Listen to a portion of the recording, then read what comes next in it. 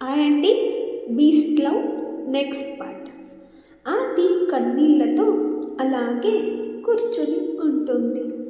ఆ రాత్రి అర్జున్ నిద్రపోలేదు. తను చేసిన పని తప్పు అని అర్జున్ మనసుకి తెలుసు. మనసు కూడా అలాగే అరుస్తుంది. కానీ అదే మనసు ఆమె లేకుండా బతకలేననిపిస్తుంది.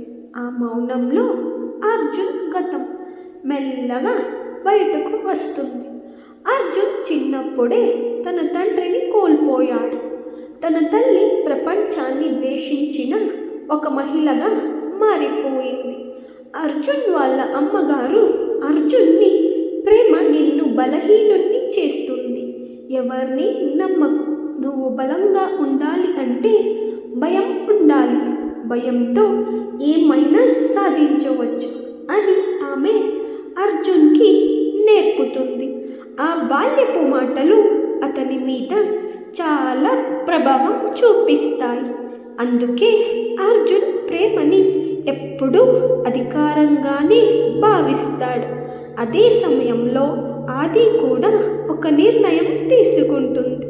ఇలా తను బతకలేనని, తన జీవితం తన చేతుల్లో ఉండాలని కోరుకుంటుంది. ఇంకా అర్జున్తో మాట్లాడడానికి సిద్ధపడుతుంది. కానీ ఈసారి భయంతో కాదు, తన జీవితం కోసం. అర్జున్ ఎదుట నిలబడి ఆది మొదటిసారి గట్టిగా మాట్లాడుతుంది. నువ్వు నన్ను ప్రేమించడం లేదు. నీ ప్రేమలో నాకు ఊపిరి కూడా ఆడడం లేదు అని అంటుంది.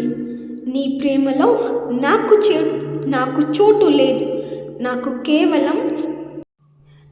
కేవలం నీ ప్రేమలో అధికారం మాత్రమే ఉంది అని ఆది కన్నీళ్లతో కాదు, ఈసారి ధైర్యంతో అర్జున్తో మాట్లాడుతుంది. ఆదిని అర్జున్ ఎప్పుడూ అలా చూడలేదు.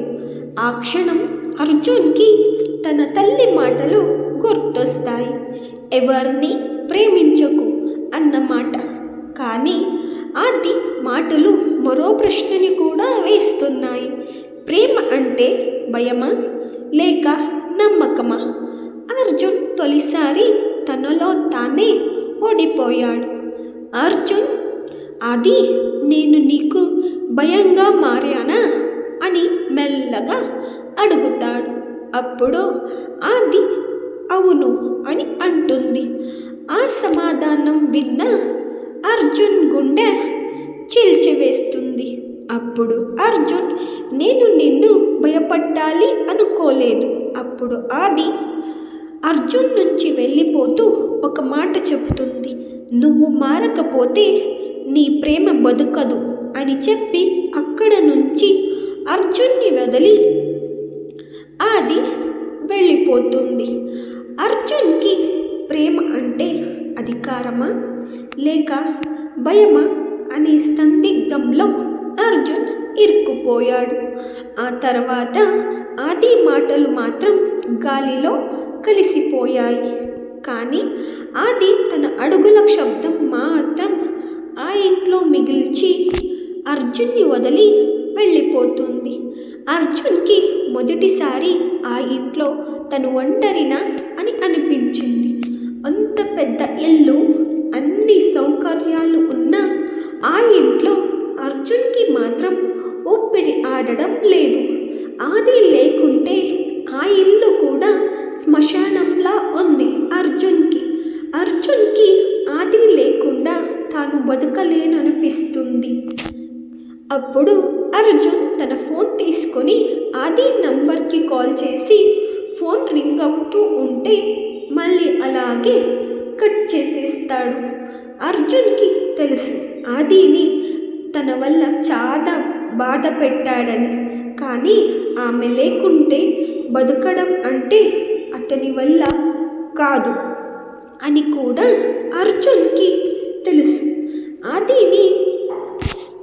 ఆది కొద్ది రోజులు అర్జున్ నుంచి దూరంగా వెళ్ళాలి అని నిర్ణయించుకుంటుంది.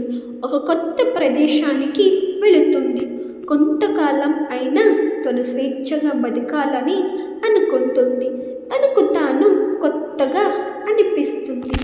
అర్జున్ కూడా ఆ రోజు నుంచి ఆదిని ఇబ్బంది పెట్టడం లేదు. ఆది అర్జున్ గుర్తుకు వస్తే అర్జున్ కళ్ళలోని బాధ, ప్రేమ ఆదికి గుర్తుకు వస్తాయి. అప్పుడు ఆమె ఇలా ఆలోచిస్తుంది. అర్జున్ మంచివాడా లేక చెడ్డవాడా అని ఆలోచిస్తూ ఉంటుంది. అర్జున్ తనని తాను పూర్తిగా మారడానికి ప్రయత్నిస్తున్నాడు. తనలోని కోపాన్ని తగ్గించుకుంటున్నాడు. తను ఎప్పుడూ అరిచే స్వభావాన్ని ఇంకా తన స్వరాన్ని కూడా ఇప్పుడు కొంచెం కొంచెం తగ్గించడానికి ప్రయత్నిస్తాడు. ఆఫీస్కి వెళ్ళిన అర్జున్ తన వర్క్ మీద కాన్సన్ట్రేట్ చేయలేకపోతున్నాడు. ప్రతి క్షణం, ప్రతి నిమిషం అర్జున్కి ఆదినే గుర్తొస్తుంది. అప్పుడు అర్జున్కి వాళ్ళ అమ్మ మాటలు గుర్తుకొస్తాయి. ప్రేమ ఒక బలహీనత, అందుకే నువ్వు ఎవరిని ప్రేమించకు అన్న మాటలు గుర్తుకొస్తాయి. కానీ అర్జున్కి మాత్రం ఆదిని మాత్రం మర్చిపోలేడు. అలాగే ఆమెని తనతో ఉంచుకుని బాధ కూడా పెట్టలేడు. కానీ దూరంగా ఉన్న ఆదికి అర్జున్ జ్ఞాపకాల నుంచి మాత్రం దూరం కాలేకపోతుంది. ఆది కూడా అర్జున్ని ప్రేమిస్తుందా తెలుసుకోవాలంటే నెక్స్ట్ ఎపిసోడ్ని ఫాలో అయిపోండి. సబ్స్క్రైబ్ చేసుకోండి. ఒక లైక్ చేసేయండి ప్లీజ్. Thank you.